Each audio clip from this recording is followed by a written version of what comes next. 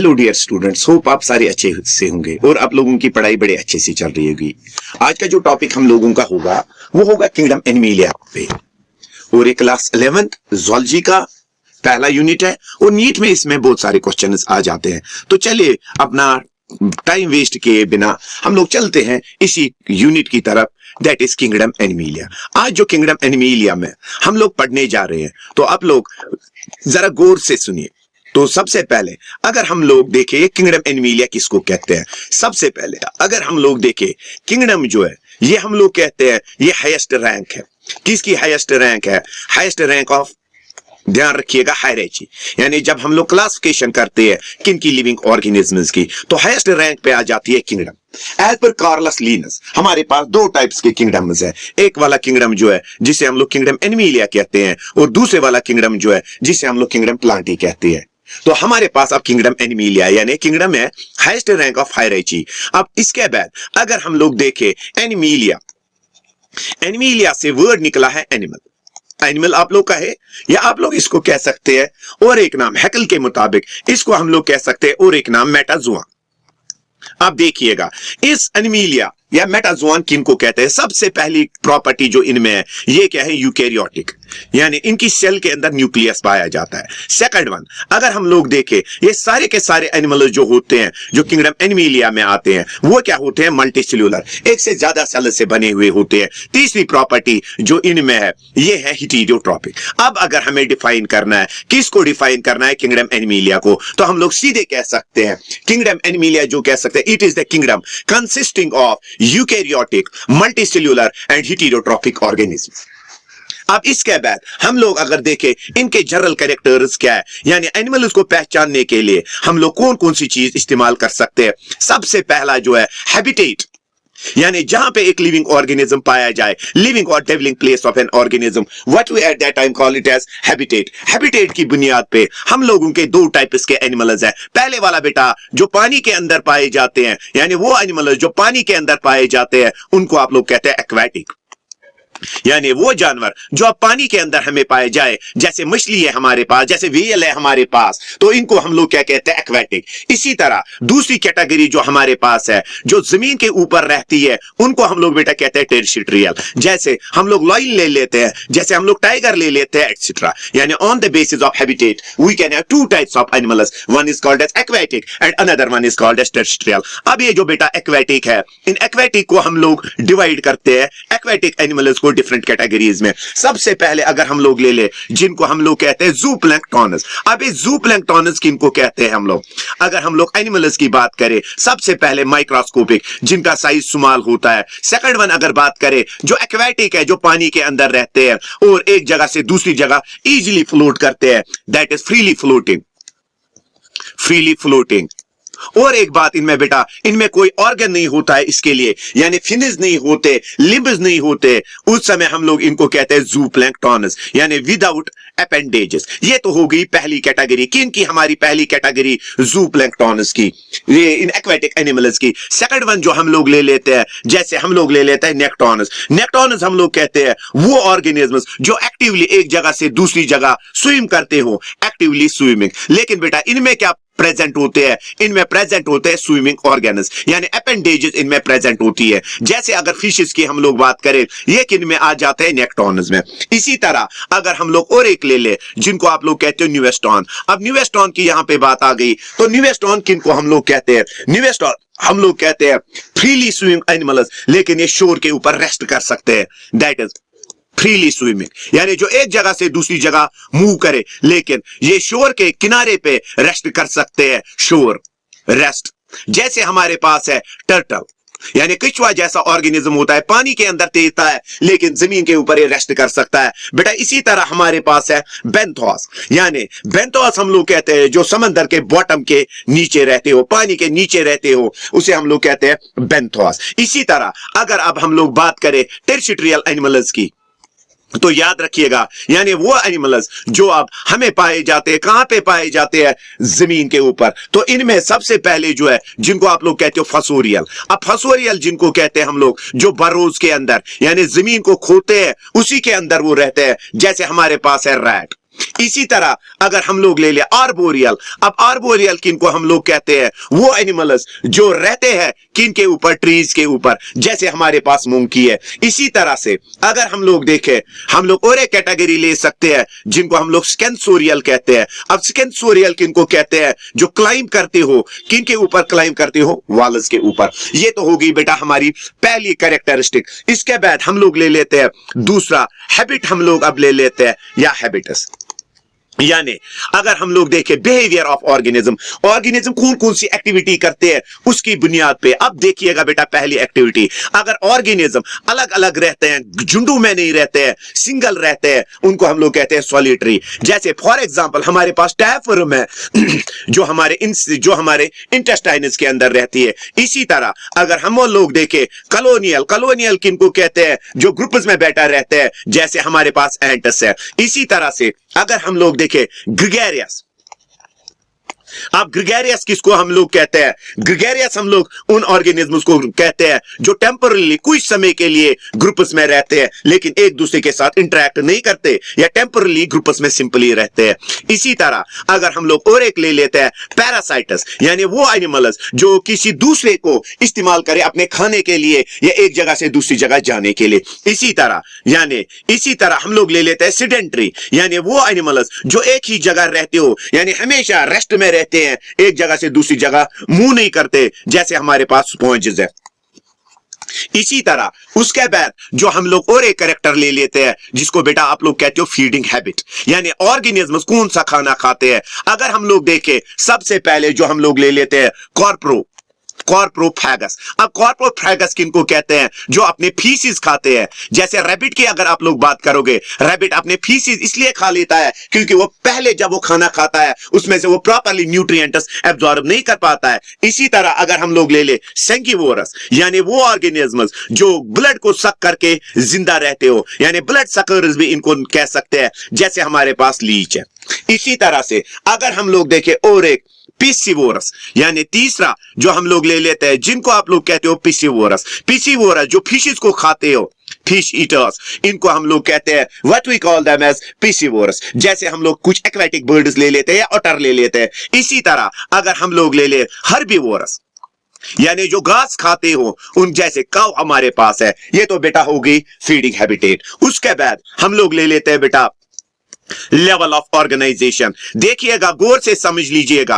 अब अगर हम लोग ले ले यहां पे हम लोग कोई प्रोटिस्टा ले लेते हैं तो ध्यान रखिएगा, यहां पे हम लोग एक प्रोटोजुआन ले लेते हैं। प्रोटोजुआन में अगर हम लोग देखें या कोई भी प्रोटिस्टा, इसमें हर सेल जो है वो हर कोई एक्टिविटी करती है, डाइजेशन भी करती है, रेस्पिरेशन भी करती है, एक्सक्रीशन भी करती है। यानी लेवल ऑफ ऑर्गेनाइजेशन पे पहली जो है हमारे दैट इज प्रोटोप्लाज्मिक लेवल। यानी प्रोटोप्लाज्मिक लेवल हम लोग कहते हैं बेटा जब एक लिविंग ऑर्गेनिज्म की एक सिंगल सेल सारी एक्टिविटीज करे। इसी तरह से दूसरी जो हम लोग ले लेते हैं जिसको हम लोग कहते हैं सेल्यूलर लेवल या सेल ग्रेड ऑर्गेनाइजेशन। आप लोग ध्यान रखिएगा सेल ग्रेड ऑर्गेनाइजेशन किसको कहते हैं। यहां पे एक ऑर्गेनिज्म हम लोग ले ले, जब ऑर्गेनिज्म सिर्फ सेल से बना हो, यानी बॉडी उसकी सेल से बनी हो, यानी सेल से बनी हो लेकिन वो टिश्यूज ना बनाती हो, नॉट फॉर्मिंग टिश्यूज। जैसे हमारे पास है पोरिफेरा, याद रखिएगा पोरिफेरा जैसे हमारे पास है, ये आ जाती है सेल ग्रेड में। इसी तरह तीसरा अगर हम लोग ले ले, जब ऑर्गेनिज्म की बॉडी टिश्यू से बनी हो उसको हम लोग कहते हैं टिश्यू ग्रेड ऑर्गेनाइजेशन। याद रखिएगा जैसे हमारे पास है, यानी सेल्स होती है, सेल्स टिश्यू बनाती है, जैसे हमारे पास है सीएल एंटर एटा या हमारे पास है टीनोफोरा।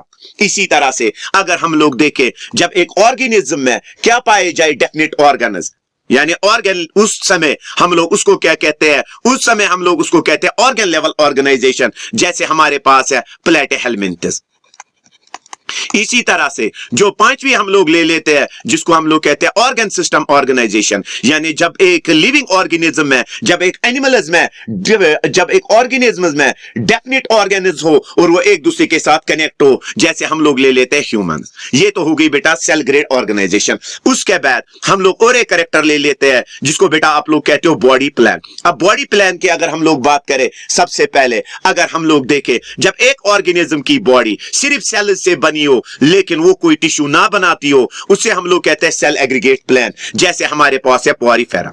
इसी तरह अब अगर हम लोग ले ले जिसको हम लोग कहते हैं ब्लाइंड सैक प्लान, बेटा डायग्राम की तरफ आप लोग ध्यान रखें, डायग्राम से आपको क्लियर होगा ये ब्लाइंड सैक प्लान किसको कहते हैं हम लोग। अब देखिएगा बॉडी जो है ये हम लोग एक ऑर्गेनिज्म ले लेते हैं, हाइड्रा ले लेते हैं, इसके बॉडी के अंदर एक कैविटी है सैक लाइक स्ट्रक्चर, और इसमें एक ही कैविटी है जो माउथ भी एक्ट करती है और एनस भी एक्ट करती है, यानी डाइजेस्टिव ट्रैक में एक ही ओपनिंग होती है माउथ, जहां से इजेक्शन भी होती है और इंजेक्शन भी होती है। फॉर एग्जांपल अगर हाइड्रा हम लोग ले ले, इसको हम लोग क्या कहते हैं, ब्लाइंड सैक प्लान। इसी तरह से हमारे पास तीसरी कैटेगरी है जिसको हम लोग कहते हैं tube with in A tube plan, tube with in A tube plan. देखिएगा बेटा डायग्राम की तरफ, अगेन आप लोगों को समझ में आ जाएगा। अब देखिएगा, अब अगर हम लोग ये बॉडी वॉल ले लेते हैं, इसके अंदर एक कैविटी है, फिर डाइजेस्टिव सिस्टम ले लेते हैं, इसके अंदर भी कैविटी है, यानी जब बॉडी दो ट्यूब से बनी हो, आउटर बॉडी वॉल, ये देखिएगा ये है बॉडी वॉल, और अंदर ये जो है ये है एलिमेंट्री कैनल, और एलिमेंट्री कैनल के ऊपर दो पोर्स बेटा होते हैं, एक होता है माउथ, दूसरा होता है एनस। क्या होता है दूसरा? एनस। इस वाले सिस्टम को, यानी जब बॉडी दो ट्यूब से बनी हो और डाइजेस्टिव सिस्टम के ऊपर दो टाइप्स के ओपनिंग्स हो, एक माउथ दूसरी एनस। अब हम लोग बेटा आगे चलते हैं। अब ये जो हमारे पास है नेक्स्ट वन जो है ये जो tube with in A tube plan है, इसमें दो टाइप्स के ऑर्गेनिज्म्स आ जाते हैं। पहले वाला जो आ जाता है प्रोटोस्टोमास, जिनमें माउथ पहले बनता है, एनस बाद में बनते हैं, माउथ फॉर्मेट फर्स्ट। याद रखिएगा माउथ फॉर्मेट फर्स्ट। इसके बाद दूसरी कैटेगरी जो ले लेते हैं जिनको हम लोग कहते हैं ड्यूट्रोस्टोमास। अब ड्यूट्रोस्टोमास किनको कहते हैं? अब ड्यूट्रोस्टोमास जिनमें एनस पहले बनती हो उन्हें हम लोग क्या कहते हैं? ड्यूट्रोस्टोमास। ठीक है ना। इसके बाद हम लोग आगे चलते हैं बेटा, नेक्स्ट कैरेक्टर जो हम लोग उठाएंगे वो नेक्स्ट कैरेक्टर हम लोगों का होगा सिमेट्री। सिमेट्री हम लोग किसको कहते हैं? यानी similarity in arrangement of organs. देखिएगा बेटा, अगर हम लोग ले लेते हैं इस सिमेट्री को समझने से के लिए, आप लोग एक ह्यूमन को ले ले, लेट अस टेक हम लोग एक ह्यूमन ले लेते हैं, कंसिडर करें इसको एक ह्यूमन। तो देखिएगा ये ह्यूमन हम लोग ले लेते हैं, इस ह्यूमन की ये हम लोग ले लेते हैं सेंट्रल एक्सिस। इस सेंट्रल एक्सिस के इर्द गिर्द कौन से ऑर्गेन्स पाए जाते हैं? उनको हम लोग कहते हैं सिमेट्री। यानी सिमेट्री हम लोग कहते हैं अरेंजमेंट ऑफ, क्या arrangement? Arrangement of organs, arrangement of organs on the central axis. जैसे हम लोग ले लेते हैं हमारे राइट साइड में एक लिम्ब है, लेफ्ट साइड में दूसरी लिम्ब है। यहां पे चलिए आगे चलते हैं। इसके बाद सिमेट्री की बुनियाद पे हमारे पास दो टाइप्स के ऑर्गेनिज्म्स है, एक जिनको हम लोग कहते हैं एसिमेट्रिकल, वो ऑर्गेनिज्म्स जिनको आप लोग दो इक्वल पार्ट्स में डिवाइड नहीं कर सकते। क्या नहीं कर सकते? दो इक्वल पार्ट्स में डिवाइड नहीं कर सकते हैं, उन्हें हम लोग कहते हैं asymmetrical, not divided into equal parts. तो देखिएगा not divided into two equal parts, उनको हम लोग क्या कहते हैं बेटा?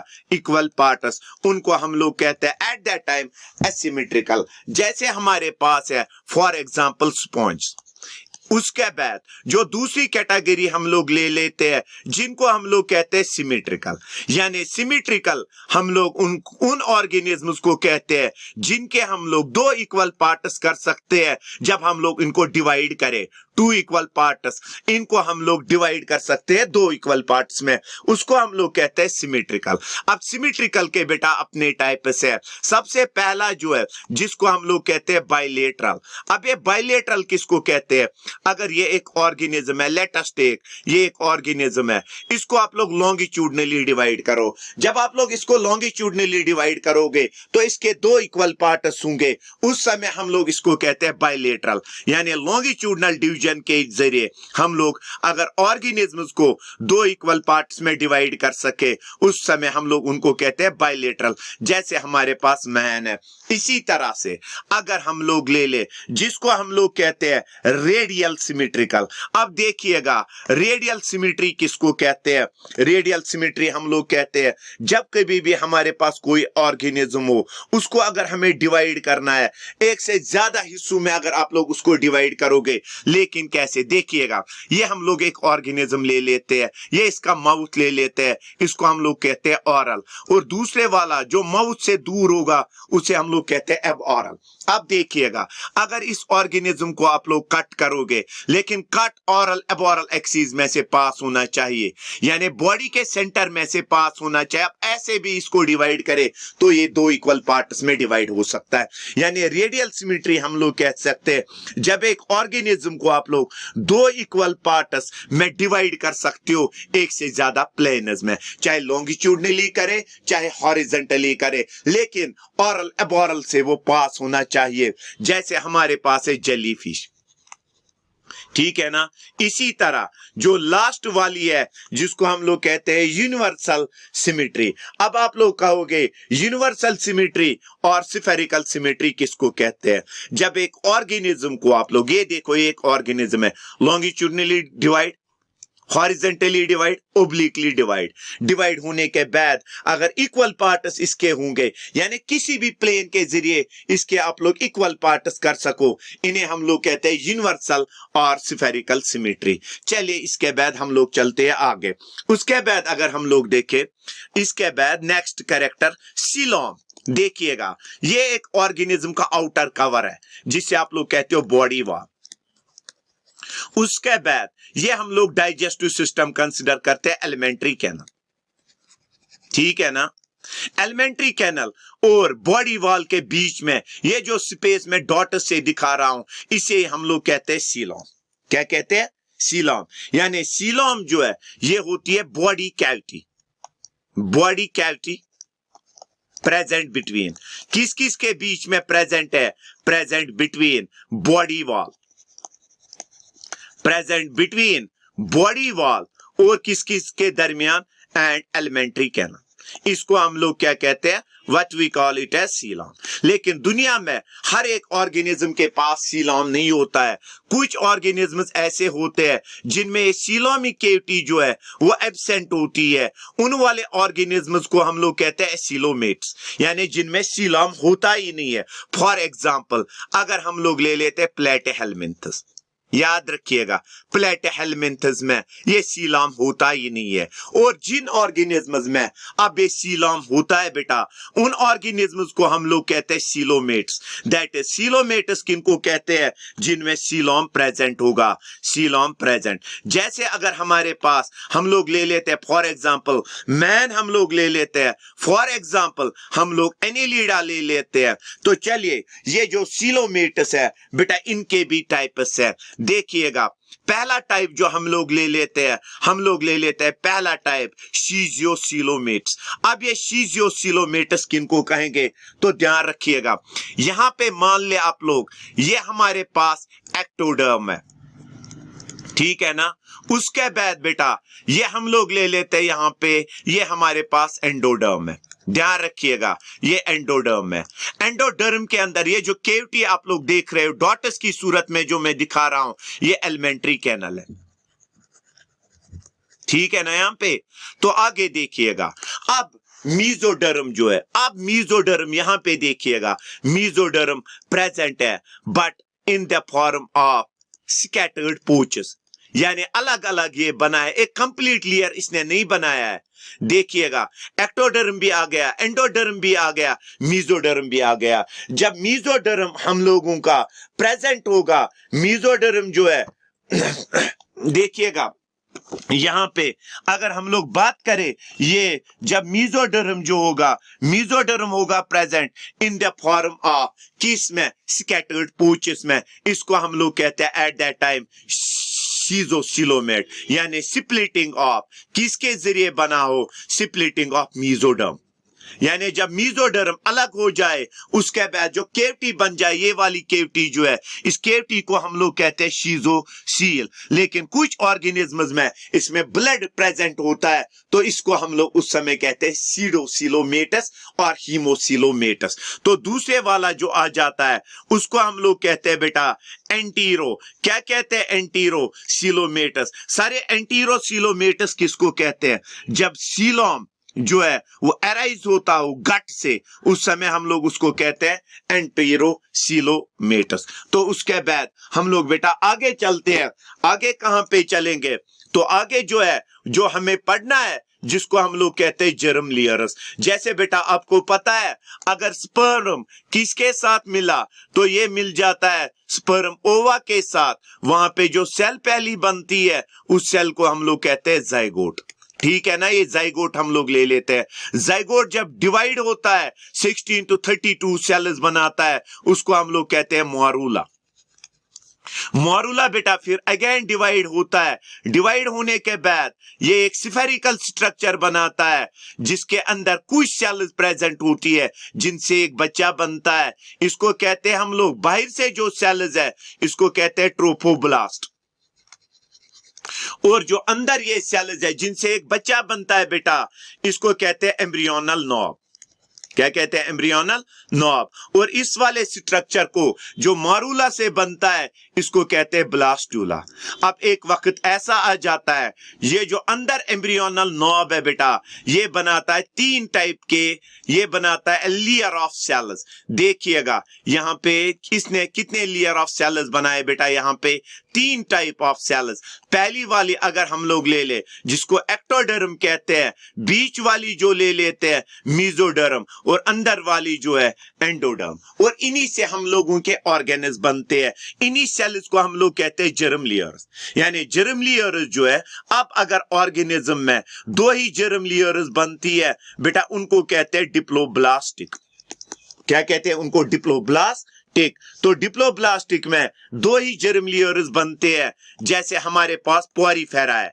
इसी तरह अगर 3 जर्म लेयर्स हैं ऐसे यहां पे, तो उनको आप लोग क्या कहते हो? उनको आप लोग कहते हो ट्रिप्लोब्लास्टिक। जैसे मैन की अगर हम लोग बात करें तो on the basis of germ layers हमारे पास 2 टाइप्स के ऑर्गेनिज्म्स है, डिप्लोब्लास्टिक और ट्रिप्लोब्लास्टिक। तो चलिए उसके बाद हम लोग अगले क्वेश्चन की तरफ चलते हैं, यहां पे सेगमेंटेशन, और जिसको हम लोग कहते हैं मेटामेराइजेशन।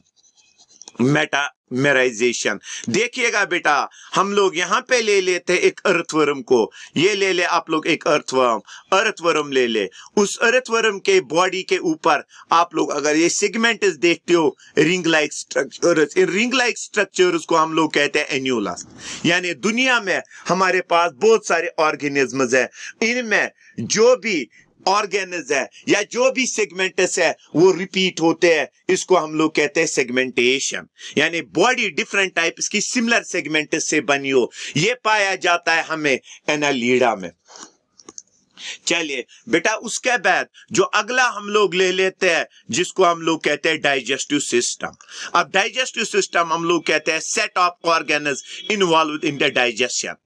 अब देखिएगा डाइजेस्टिव सिस्टम में अगर एक ही पोर प्रेजेंट होगा किसके लिए? डाइजेशन के लिए बेटा, उसको हम लोग कहते हैं उस समय उसका डाइजेस्टिव सिस्टम जो होता है इनकम्प्लीट, यानी ओनली वन ओपनिंग। जैसे हम लोग अपनी बात करें बेटा, हम लोग डाइजेस्टिव सिस्टम ले लेते हैं, उसमें 2 ओपनिंग्स होती है, माउथ और एनस। उस वाले डाइजेस्टिव सिस्टम को हम लोग यहाँ पे क्या कहते हैं? कंप्लीट डाइजेस्टिव सिस्टम, यानी 2 ओपनिंग्स। ठीक है ना। इसी तरह से रेस्पिरेशन के लिए, यानी अगर हमें जिस्म के अंदर ऑक्सीजन चाहिए तो उसके लिए हम कैसे ऑक्सीजन हासिल करेंगे और कार्बन डाइऑक्साइड कैसे रिमूव करेंगे, इसके लिए भी ऑर्गेन्स इन्वॉल्व होते हैं जिनको हम लोग कहते हैं रेस्पिरेटरी ऑर्गेन्स। अब रेस्पिरेटरी ऑर्गेन्स में अगर लंग्स के जरिए बेटा रेस्पिरेशन हो तो उसको कहते हैं, उस टाइप के रेस्पिरेटरी सिस्टम को हम लोग कहते हैं पल्मोनरी। अब अगर गिल्स के जरिए रेस्पिरेशन हो बेटा, उसको कहते हैं ब्रेंचियल। ठीक है ना। इसी तरह से अगर स्किन के जरिए रेस्पिरेशन हो तो उसे कहते हैं क्यूटेनियस, या अगर ट्रैकिया के जरिए ट्यूब लाइक स्ट्रक्चर्स जो इंसेक्ट्स में बनते हैं बेटा उसको कहते हैं क्यूटेनियस। अब चलते हैं आगे। जब प्रेगनेंसी का क्या होता है, प्रेगनेंसी का 3rd वीक, और अगर हम लोग ले ले प्रेगनेंसी का 3rd वीक और हम लोग प्रेगनेंसी का 16th डे ले लेते हैं तो तवज्जो रखिएगा बेटा, इस दौरान क्या बनता है, एम्ब्रियोनिक स्टेज में एक रॉड लाइक स्ट्रक्चर बनती है। इस रॉड लाइक स्ट्रक्चर को हम लोग क्या कहते हैं, इस रॉड लाइक स्ट्रक्चर को हम लोग कहते हैं नोटोकॉर्ड। अब देखिएगा, जिन ऑर्गेनिज्म्स में नोटोकॉर्ड बनता है उनको हम लोग कहते हैं, या पाया जाता है उनको कहते हैं हम लोग कोडेटा, और जिनमें नोटोकॉर्ड एब्सेंट होता है उनको हम लोग कहते हैं नॉन कोडेटा। तो ध्यान रखिएगा, यहां पे हमारे पास क्वेश्चन एक है, ये जो कोडेटा है जिसमें नोटोकॉर्ड है उनको कहते हैं कोडेटा। कुछ ऑर्गेनिज्म्स में नोटोकॉर्ड जो है वो कन्वर्ट होता है बैकबोन में या विटिबल कॉलम में, और जिन ऑर्गेनिज्म्स में नोटोकॉर्ड विटिबल कॉलम में कन्वर्ट हो जाता है बेटा उनको हम लोग कहते हैं वर्टिब्रेटा। अब एवरी वर्टिब्रेटा जो है वो कोडेटा है। एवरी वर्टिब्रेटा इज ए कोडेटा, क्योंकि जो कोडेटस है उनमें नोटोकॉर्ड पाया जाता है और नोटोकॉर्ड कन्वर्ट होता है किस में, विटिबल कॉलम में। लेकिन हर कोई कोडेटा जो है वो वर्टिब्रेटा नहीं हो सकता है, क्योंकि हर किसी ऑर्गेनिज्म में जो नोटोकॉर्ड है वो बैकबोन नहीं बनाता है। चलिए हम लोग आगे चलते हैं अगले टॉपिक की तरफ। जो अगला कैरेक्टर है एनिमल्स में वो है एक्सक्रीशन। तो एक्सक्रीशन की अगर हम लोग बात करें, हमारे जिस्म के अंदर जितने भी वेस्ट्स बनते हैं, जैसे हमारे जिस्म के अंदर यूरिया बनता है, जैसे हमारे जिस्म के अंदर कार्बन डाइऑक्साइड बनता है, जैसे हमारे जिस्म के अंदर स्वेट बनता है, ये वेस्ट्स हैं जो मेटाबॉलिज्म के जरिए बनते हैं। इन जिस्म से इन रिमूव करना इन वेस्ट्स को, उसको क्या कहते हैं हम लोग, एक्सक्रीशन। एक्सक्रीशन की बुनियाद पे हम लोगों के डिफरेंट टाइप्स ऑर्गेनिजम्स के हैं। पहला जो है जिनको हम लोग कहते हैं एमिनोटेलिज्म, यानी वो ऑर्गेनिजम्स जो अमोनिया को एज ए वेस्ट प्रोडक्ट जिस्म से रिमूव करते हैं उन्हें कहते हैं एमिनोटेलिज्म। जैसे अगर हम लोग ले लेते हैं, हमारे पास कुछ फिशेस है या हमारे पास पोरीफेरा है, इसी तरह जो यूरिया को जिस्म से रिमूव करते हैं एज ए वेस्ट प्रोडक्ट उनको आप लोग कहते हैं यूरियोटेलिज्म, जैसे मैन है। इसी तरह से तीसरा जो हम लोग ले लेते हैं यूरिकोटेलिज्म, यानी जब एक ऑर्गेनिज्म जिस्म से यूरिक एसिड को रिमूव करे एज ए मेटाबॉलिक वेस्ट, उस समय हम लोग उनको क्या कहते हैं, what we call it as uricotelism. चलिए इसके बाद सीधे अगले क्वेश्चन की तरफ चलते हैं, दैट इज द रिप्रोडक्शन। अब रिप्रोडक्शन की अगर बात आ गई तो रिप्रोडक्शन हम लोग कहते हैं वो प्रॉपर्टी जिसके जरिए लिविंग ऑर्गेनिजम्स अपने ही जैसे नए इंडिविजुअल्स को बनाए, उसको हम लोग at that time call it as reproduction. Reproduction के जनरली दो टाइप्स है जिनको हम लोग कहते हैं एक वाला reproduction, asexual reproduction. Asexual reproduction आप लोग उसको उस वाले रिप्रोडक्शन को कहते हो जहां पे नो गेमेट्स आर इन्वॉल्वड, यानी स्पर्म और ओवा जो है वो इन्वॉल्व नहीं होते हैं, उस समय हम लोग उसको कहते हैं एसेक्सुअल रिप्रोडक्शन। ठीक है ना। दूसरा टाइप जो है जिसको हम लोग कहते हैं सेक्सुअल रिप्रोडक्शन। सेक्सुअल रिप्रोडक्शन में हमें गेमेट्स की जरूरत पड़ती है। किस किस गेमेट्स की, स्पर्म और ओवा की, यानी 2 gametes are involved at that time, what we call it as sexual reproduction. Sexual reproduction की बुनियाद पे हमारे पास 2 टाइप्स के एनिमल्स है, एक जिनको हम लोग कहते हैं डायोसियस और यूनिसेक्सुअल। अब देखिएगा डायोसियस और यूनिसेक्सुअल किनको कहते हैं, जहां पे मेल और फीमेल अलग अलग हो, यानी मेल अलग ऑर्गेनिज्म हो और फीमेल अलग ऑर्गेनिज्म हो, जैसे मेन है। इसी तरह अगर हम लोग देखें मोनोशियस, मोनोशियस किनको कहते हैं या जिनको आप लोग बाइसेक्सुअल कहते हो, जहां पे मेल और फीमेल एक ही हो, मेल एंड फीमेल जो होंगे बेटा वो सेम होंगे, उस समय हम लोग उनको क्या कहते हैं, उनको मोनोशियस, यानी जब मेल और फीमेल एक ही ऑर्गेनिज्म में प्रेजेंट हो उसको कहते हैं हम लोग मोनोशियस और हर्माफ्रोडाइट। उसके बाद अगर हम लोग ले ले फर्टिलाइजेशन की अगर बात करें इन एनिमल्स में, देखिएगा अगर स्पर्म मिला, किसके साथ मिला स्पर्म, ओवा के साथ, वहां पे क्या बना, जाइगोट। तो इस वाली प्रोसेस को हम लोग कहते हैं फर्टिलाइजेशन। अब अगर फर्टिलाइजेशन आउटसाइड द बॉडी हुई, यानी जिस्म से बाहर गेमेट्स का फ्यूजन हुआ, उसको कहते हैं एक्सटर्नल, जैसे फ्रॉग। अब अगर जिस्म के अंदर फर्टिलाइजेशन हुई, इंटरनल फर्टिलाइजेशन, जैसे हम लोग मैन ले लेते हैं। ठीक है ना। तीसरा टाइप जो हम लोग ले लेते हैं अब देखिएगा तीसरा टाइप जो हम लोग यहाँ पे ले लेते हैं, जिसको हम लोग कहते हैं क्रॉस फर्टिलाइजेशन। क्रॉस फर्टिलाइजेशन में देखिएगा क्या होता है, ध्यान रखिएगा।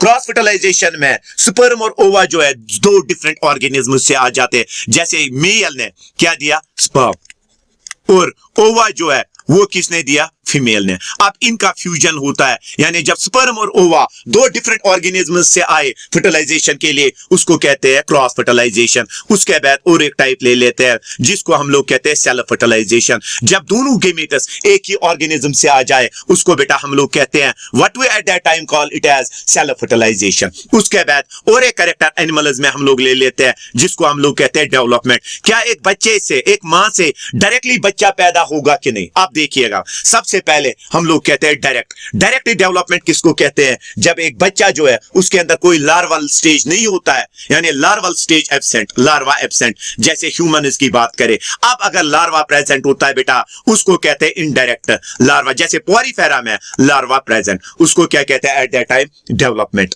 उसको कहते हैं इनडायरेक्ट।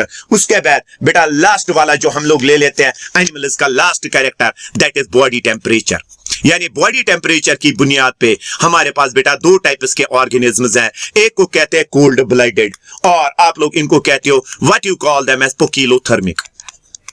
पोकिलोथर्मिक, अब पोकिलोथर्मिक इनको कहते हैं जो अपने बॉडी का टेम्परेचर कांस्टेंट नहीं रख पाते हैं, क्योंकि एनवायरनमेंट का टेम्परेचर जो है वो चेंज होता है। यानी अगर 40 डिग्री है वो 40 डिग्री मेंटेन करके खुद नहीं रखते हैं, उनको अपनी जगह चेंज करनी पड़ती है। जैसे हम लोग फ्रॉग की बात करें। और सेकंड वन जिनको हम लोग होमोथर्मल्स कहते हैं, या जिनको हम लोग कहते हैं वार्म ब्लडेड, और वो ऑर्गेनिज्म्स जो अपनी बॉडी का टेम्परेचर मेंटेन करके रखते हैं। होप कि आप लोगों को ये वीडियो जो मैंने शॉर्ट वीडियो बनाया आपको पसंद आएगी। अगर वीडियो पसंद आए तो लाइक, सब्सक्राइब और शेयर करना ना भूले। शुक्रिया।